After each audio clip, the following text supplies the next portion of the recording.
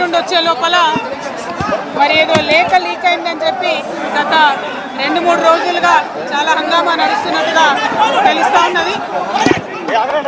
మరి ఈ సందర్భంగా నేను చెప్పదలుచుకున్నది ఒకటే, 2 వారాల క్రితం నేను గౌరవనీయులు పెద్దలు కేసీఆర్ గారికి ఒక లేఖ రాయడం జరిగింది.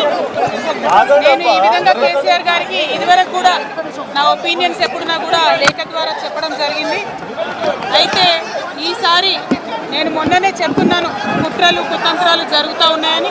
నేను చెప్పిన కొద్ది రోజుల్లోనే మరి నేను అంతర్గతంగా కేసీఆర్ గారికి రాసినటువంటి ఉత్తరం బహిర్గతం కావడం అన్నది, ఇది మరి ఏం జరుగుతుందో అన్నది పార్టీలో ఉన్నటువంటి మనందరం, తెలంగాణ ప్రజలందరూ కూడా ఆలోచించుకోవాల్సినటువంటి విషయం. నేను వేరే ఏం విషయాలు చెప్పలేదు. నేను కేవలం పార్టీలో ఉన్నటువంటి అన్ని స్థాయిలో అనుకుంటున్నటువంటి విషయాలు.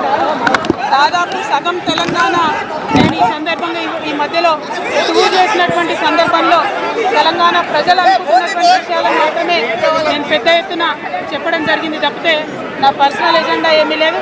నాకు వ్యక్తిగతంగా ఎవరి మీద ద్వేషం లేదు, ఎవరి మీద ప్రేమ లేదు.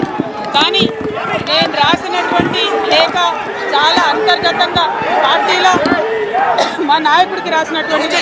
అటువంటిది బహిర్గతమైందంటే మరి దాని వెనుక ఉన్నది ఎవరు అన్నటువంటిది నేను కేవలం పార్టీలో అన్ని స్థాయిలో అనుకుంటున్నటువంటి విషయాలు.